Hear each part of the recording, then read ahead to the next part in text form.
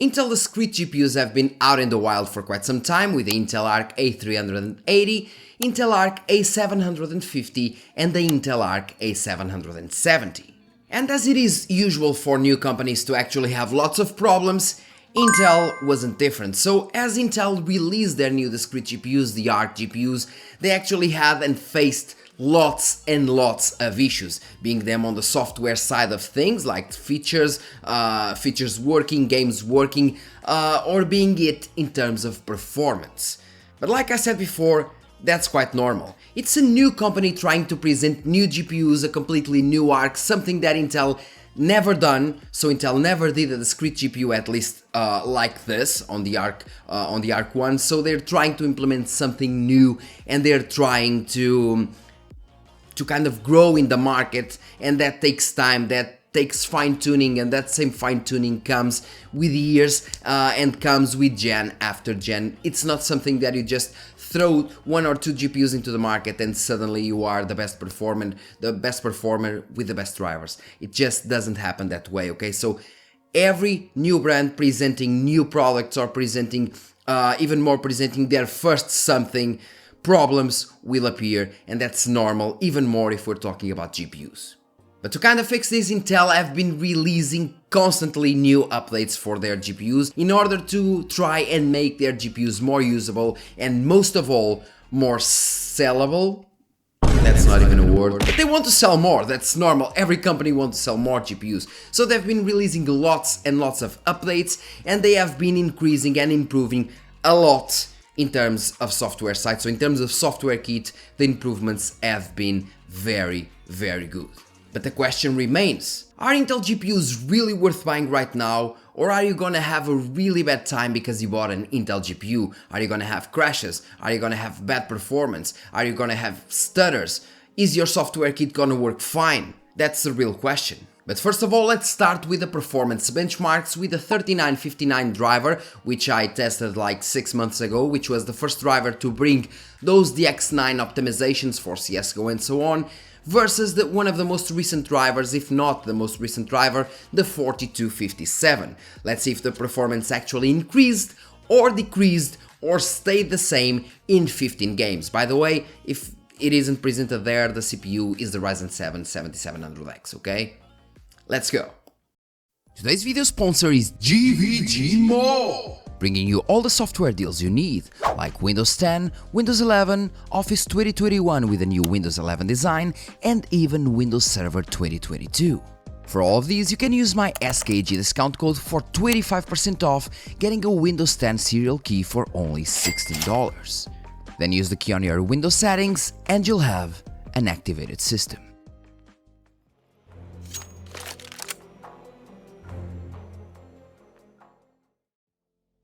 So let's start with the X11 games, being the first game Counter-Strike 2 beta. As can be seen with the Arc A770, the difference is minimal in terms of averages, at least where all the results are within the margin of error, being the biggest difference in the 1% lows, where the new drivers bring 36 FPS more, translating into a 32% performance increase. Still, nothing relevant.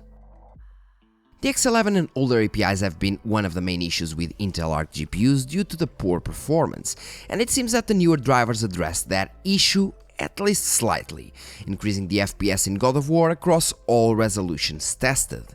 The increase isn't big, of course, being around 4% at 1080p, 3% at 1440p, and 2.5% at 4K, but nonetheless, well, it is there and shows that Intel is on the right path.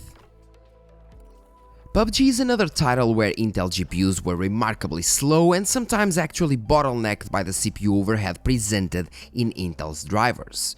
The 3959 drivers already helped a bit in that department in the past, of course, but it seems that the newer 4257 drivers make things even better, at least at 1080p, where things are more prone to be CPU bottlenecked, raising the average FPS from 110.4 to 114.1, which translates to roughly 3% performance increase. Modern Warfare 2 is our first DX12 game, and the tests had to be redone as the game lost quite a bit of performance with all these updates. And this applies to all GPUs, not only the Intel ones. For a matter of perspective, the 1080p results were at around 86 average FPS with the 3959 drivers, while they are now at 73, which is a considerable performance increase. With the newer drivers though, the performance goes up to 77, which is roughly 5.4% increase, although we had 1 FPS less at both 1440p and 4K, but that can be actually considered margin of error. Hogwarts Legacy is a recently released game, so it is normal that drivers from 6 months ago won't perform properly with them, but they aren't that bad either. At 1080p, the average FPS increased from 66.6 to 72.3, representing an 8.5% performance increase, with the biggest difference being in the 1% lows, where we got 22% increase, going from 43 FPS to 53. At 1440p and 4K, the results are basically the same, with a slight performance increase with the newer drivers. And like Hogwarts Legacy, The Last of Us Part 1 PC port has been released quite recently, but unlike Hogwarts Legacy, there is no performance uplift. In a matter of fact, at least at 1080p, the performance is even worse with the new drivers, being very close in terms of averages, but a bit below in terms of 1% lows, which is actually really odd to see.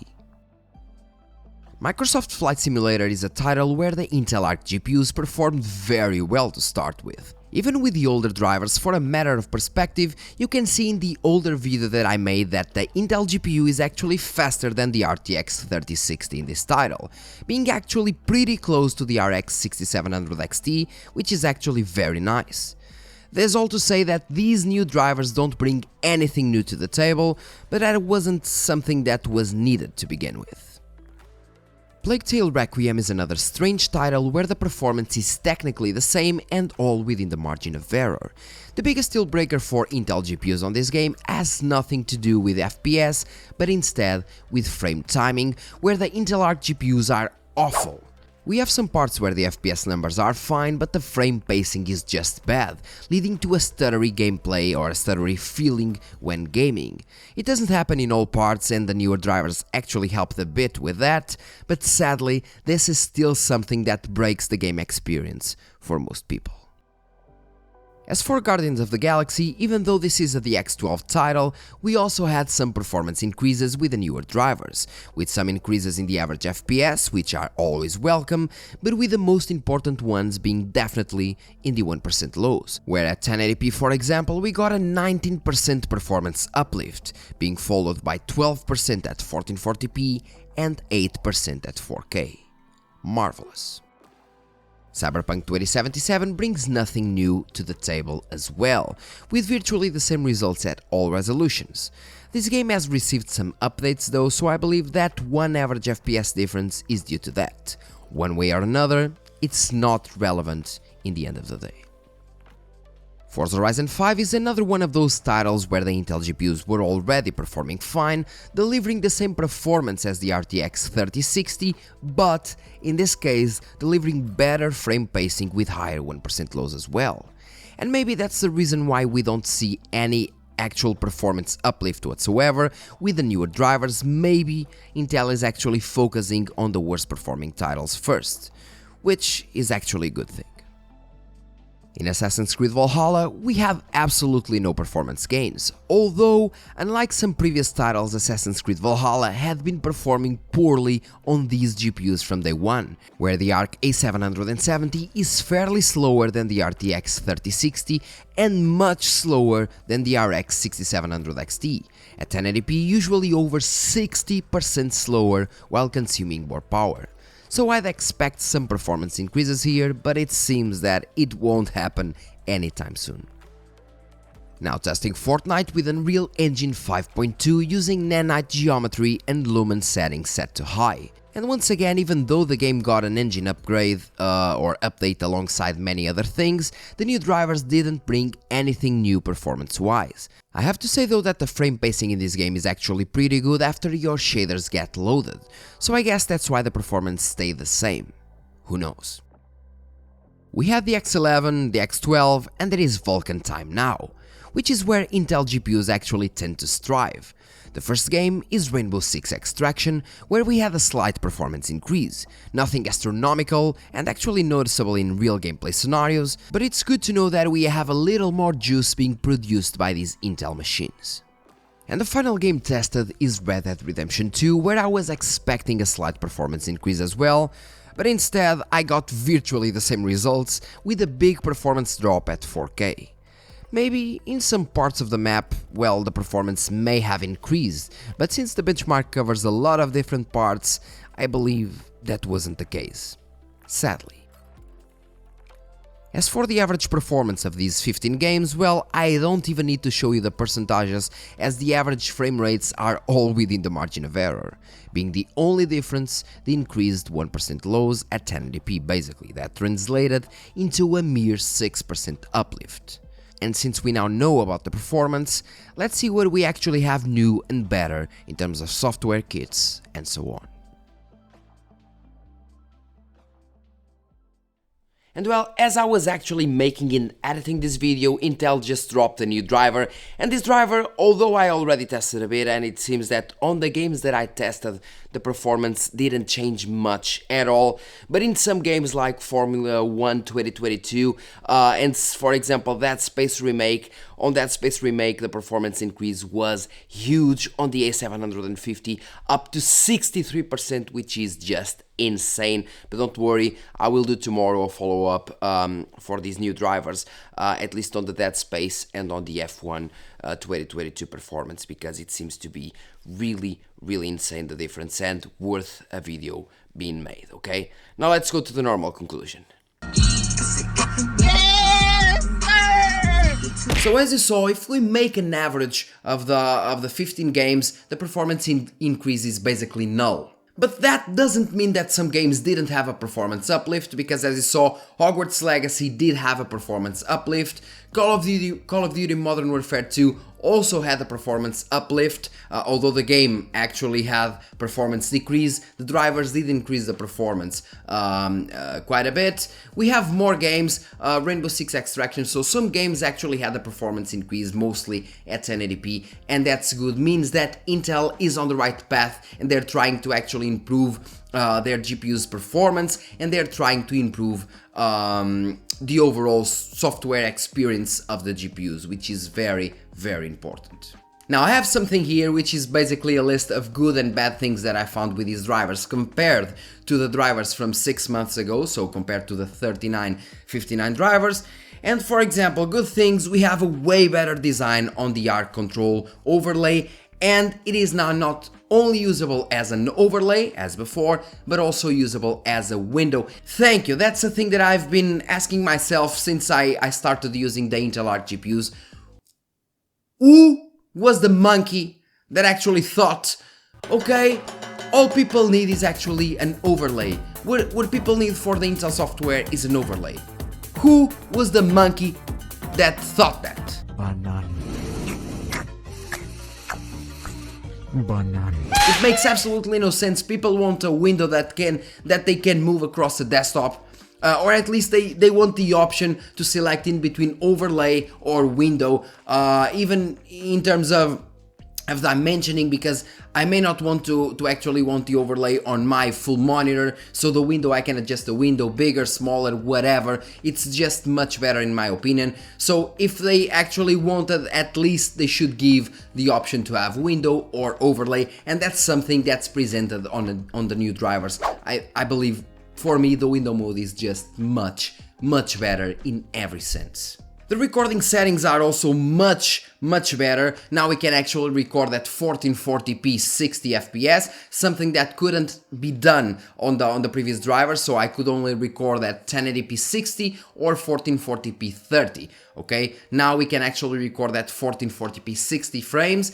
and we also have the option of using higher video bitrate. Somehow things were bugged, and even choosing 1440p 30 fps or 1080p 60 fps in the previous drivers, the maximum video bitrate that we could choose was around 13 Mbps or something like that, and now we can go over 60 Mbps, so which is the normal value that we should have, at least for 1440p 60 frames per second.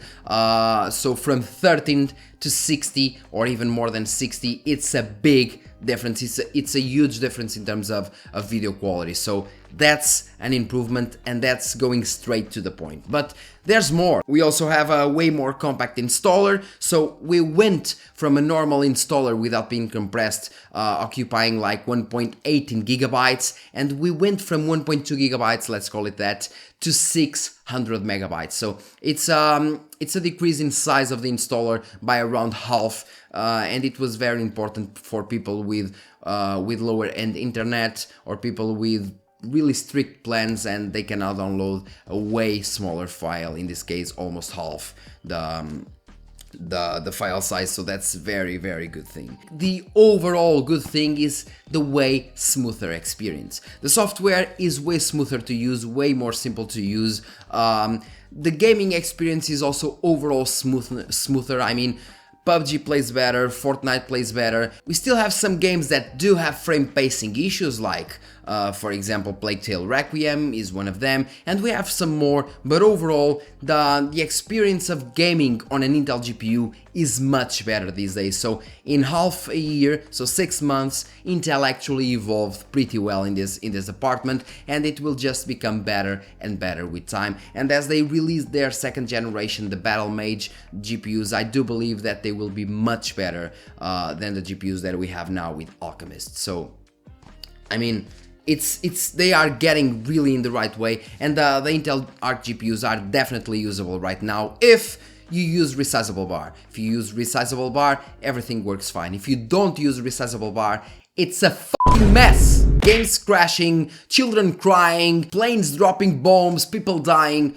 That's what happens when you don't use resizable bar. But we still have some pretty extensive lists of the bad things. The first one is that we still lack a frame limiter. Okay, AMD has the frame rate target control, as Radeon Chill, Nvidia, even Nvidia has its own frame limiter, although it sucks. It really sucks, and you're better off using RTSS, unlike on the AMD side where Radeon Chill is actually better most times.